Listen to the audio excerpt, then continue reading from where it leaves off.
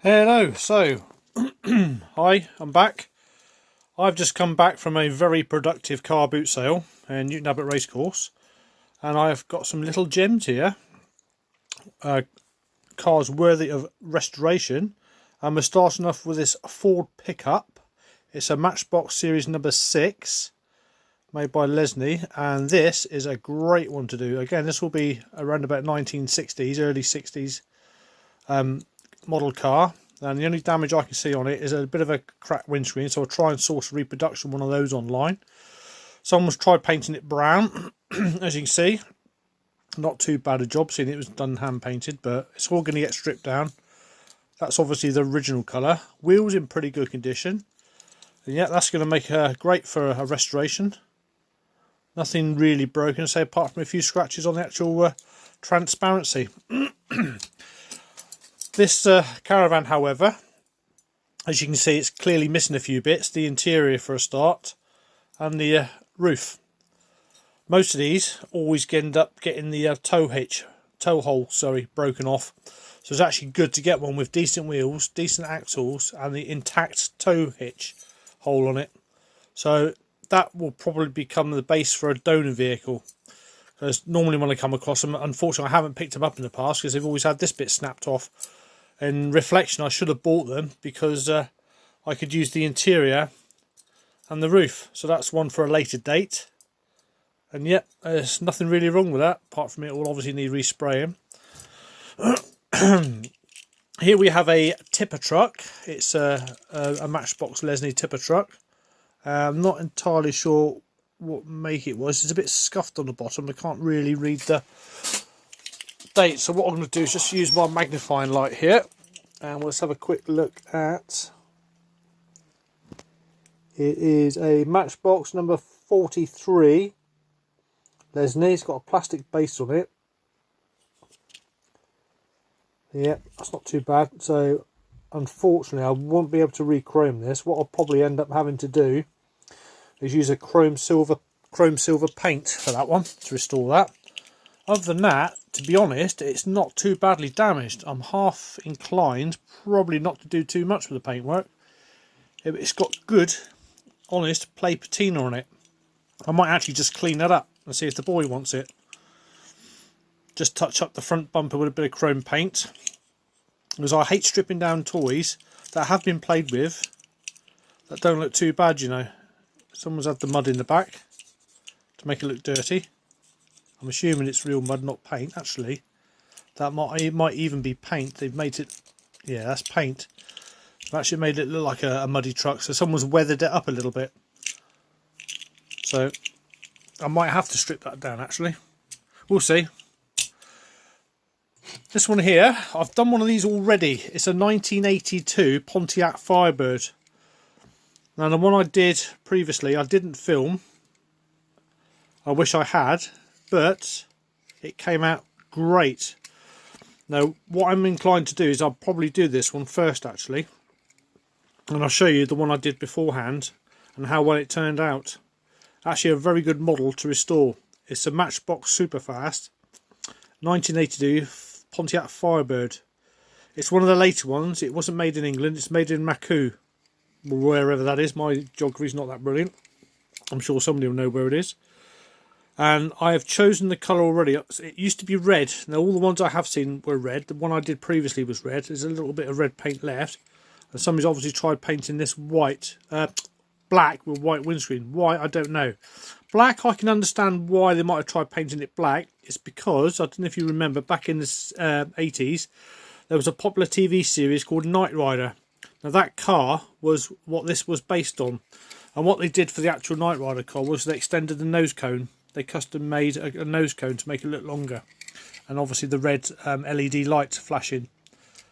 But back then I don't think it was LED, it was probably just bulbs. So yeah, that's going to take some restoring. Hopefully this is Tipp-Ex of some description. It does actually scratch off, so what I'm going to do is get some warm soapy water, give that a good douse in the soak once I've drilled out the rivets. Failing that, Dettol's very good for removing paint on the transparencies, and also brake fluid. So we'll see how we get far with that. How far we get with it, rather. The wheels, not too bad a condition. Obviously all the chrome's come off. What I'm thinking I might do is find some matching wheels of a similar size and shape from one of my son's vast collection of Hot Wheels or Matchbox in his box that he doesn't play with. And what I've been known to do in the past is break one up and use the wheels. And that way I'll just give it a bit of a modern look. It's never going to get restored back to its previous condition. I like to do custom jobs on these as well. And I'm going to do it two-tone, silver on the base, and a nice metallic or gloss black for the rest of the car. And last we have a Silver Jubilee Londoner bus. I've got one of these in my collection. It was produced in 1977 for the Silver Jubilee. It should have a sticker on it commemorating that. This was obviously a bit battered and broken. It's had the rivet post snapped off, which would have been situated into that hole. So a little tab on the front, which actually clips into the front of the bus, like that. And then that rivet post would come through the hole at the back there.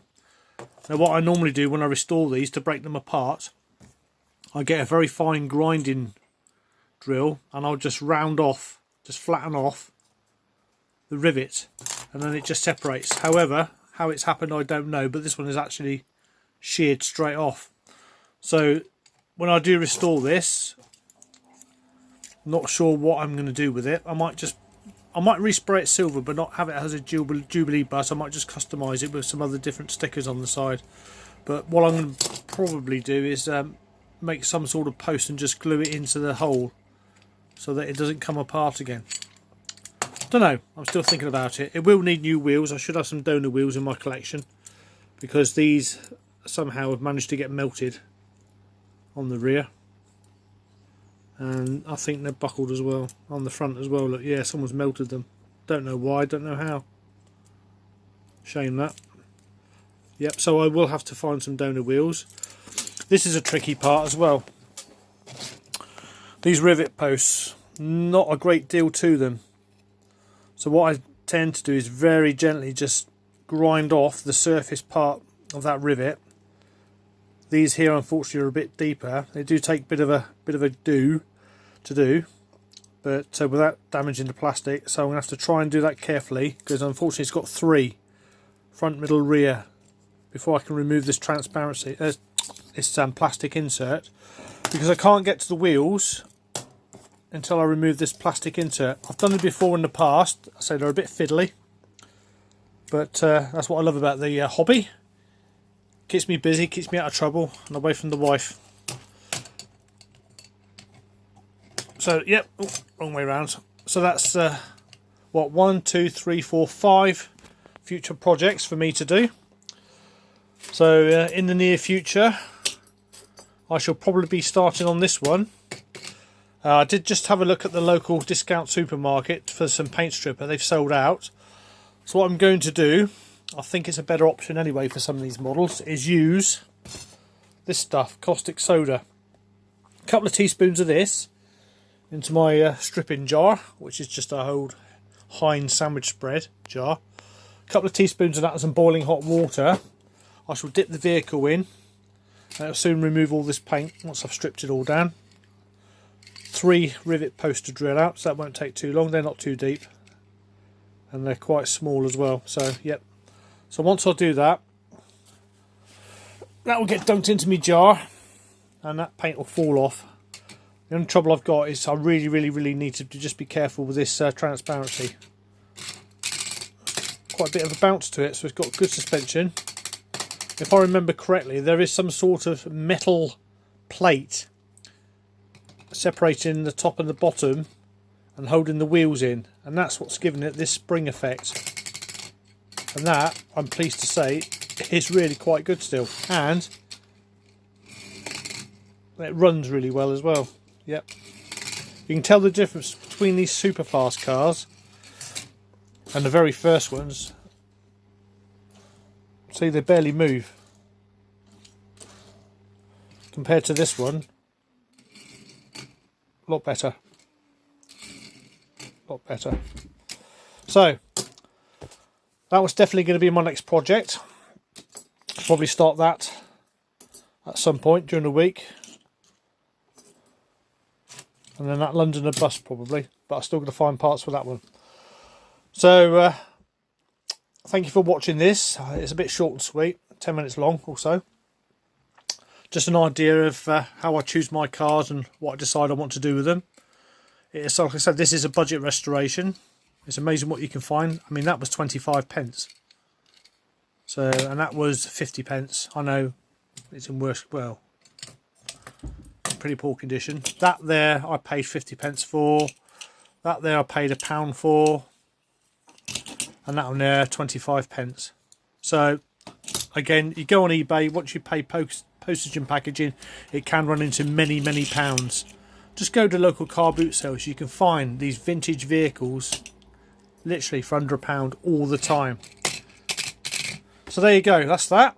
And I shall probably be restoring this one, like I said, very soon. I hope you've enjoyed this very quick video, just to let you know what I'm up to next, and that I've got quite a good stock of cars in now to do. Once you've seen this one restore, if anybody's got any ideas as to what they'd like to be seen done next, this one's quite interesting to be done, then just let me know, any of my family and friends that do watch this. So until next time, I bid you farewell and see you soon.